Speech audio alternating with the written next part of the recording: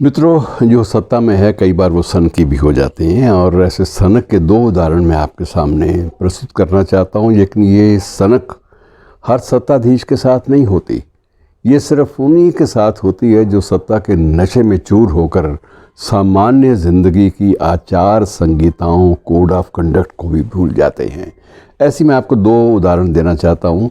ये अफ़गानिस्तान पाकिस्तान की सीमा पर एक तोरखाम बॉर्डर है और मित्रों, ये घटना 122 साल पुरानी है। और पुरानी का मतलब ये नहीं है कि मैं पुरानी कोई दास्तान उस वक्त की दोहरा रहा हूँ, बल्कि वो आज तक चली आ रही है, इसलिए उसका ज़िक्र बड़ा महत्वपूर्ण है। और जिस बॉर्डर का मैंने ज़िक्र किया, उस बॉर्डर पर ब्रिटिश काल में एक जेम्स नामक एक मेजर की नियुक्ति थी। और वो अक्सर ये देखा जाता था कि जेम्स साहब हमेशा ही नशे में धुत रहते। और एक दिन एक रात को जब वो मेस से लौट रहे थे, तो साथ उनका मेस मैनेजर भी उन्हें संभाल कर उन्हें उनके शिविर की ओर ले जा रहा था। तो मेजर साहब को अचानक लगा कि एक बरगद का जो पेड़ है वो उन्हें मारना चाहता है, उनके पीछे पीछे आ रहा है। अब वो बार बार चिल्लाए जाएं कि ये बरगद का पेड़ मुझे मार देगा, ये बरगद का पेड़ मुझे मार देगा। और उन्होंने मेस में पहुंचते ही वापस अपने शिविर में पहुंचते मेस से अपने शिविर में पहुंचते ही वापस बाकायदा उसी वक्त अपनी कोर्ट लगा ली। और कोर्ट लगाकर ये आदेश बाकायदा डिक्टेट कराया गया कि इस वृक्ष को जंजीरों से बांध दिया जाए, क्योंकि ये वृक्ष मेरी जान लेना चाहता है, जनरल की जान लेना चाहता है, वो जनरल जो सीमा पर तैनात है। अब ये सनक की हद है कि एक बरगद के पेड़ को आप जंजीरों से बांध कर रख दें, सिर्फ इसलिए आपको एक भ्रम हो गया है, मति भ्रम हो गया है कि ये वृक्ष आपकी जान ले लेगा। लेकिन ये मति भ्रम मित्रों सिर्फ ये नहीं कि जेम्स की उम्र तक ही चला, ये मति भ्रम बाद में भी चलता रहा। और पिछले 122 वर्ष से वह बरगद, जिसका चित्र भी आपको मैं दिखाऊंगा, ये जंजीरों से जकड़ा हुआ है। और किसी शख्स ने वहम के मारे या किसी भ्रांति के मारे या किसी भी अंधविश्वास के मारे उन जंजीरों को खोलने की कोशिश ही नहीं की।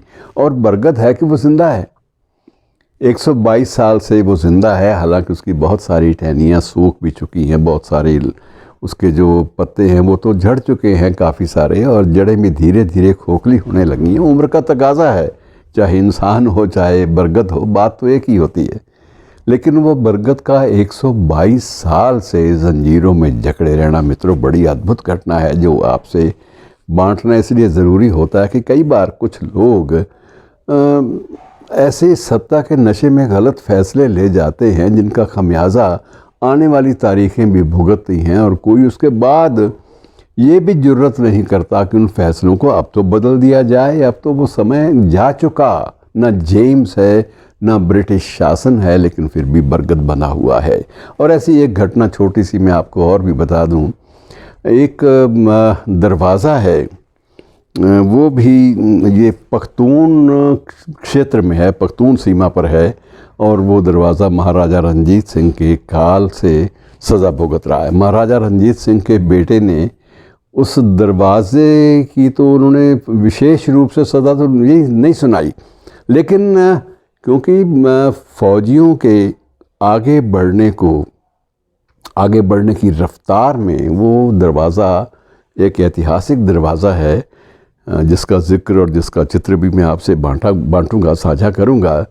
वो उनको लगा कि ये जो बाधा बना हुआ है एडवांसमेंट में, कोई भी चीज़ बाधा बनती है तो उसके खिलाफ़ कार्रवाई की जाए, चाहे वो कोई इंसान है, चाहे वो कोई सत्ताधीश है, चाहे कोई सूबेदार है, चाहे कोई अधिकारी है, कुछ भी है। तो महाराजा रंजीत सिंह के बेटे ने तो एक सरसरी रूप से एक व्यवस्था कर दी कि जो भी बाधा डालता है उसको सज़ा दी जाए। लेकिन आगे उनके जो सरदारों ने, उनके जो आगे सिपा सलार थे, उन्होंने इसका मतलब और ढंग से ले लिया। जांच हुई बाकायदा। फौजियों की जांच में सही निर्णय भी होते हैं और कई बार गलत निर्णय सनक में हो जाते हैं। और पाया यह गया कि ये फौजियों के आगे बढ़ने की जो गति है वो धीमी पड़ी है, तो सिर्फ इस दरवाज़े के कारण जो बहुत लंबा चौड़ा है, और उसने उस गति को बिल्कुल मंद कर दिया, आगे कुंठित कर दिया, गति को उतनी उतनी ऊर्जा से आगे नहीं चलने दिया। बाकायदा अदालत लगी और अदालत लगाने वाले को महाराजा के परिवार के नहीं थे, लेकिन सिपा सलार थे। तो उन्होंने देखा कि आदेश हुआ है कि जो भी बाधा डालने वाली वस्तु है उसे दंडित किया जाए। तो ये दरवाज़ा बीच में आता है तो इस दरवाज़े को जंजीरों में कैद करने की सज़ा दी जाए। और मित्रों, आप भी हैरान होंगे, लेकिन ये सनक की हद है कि पिछले 183 साल से 183 वह ऐतिहासिक दरवाज़ा जंजीरों में बंद है।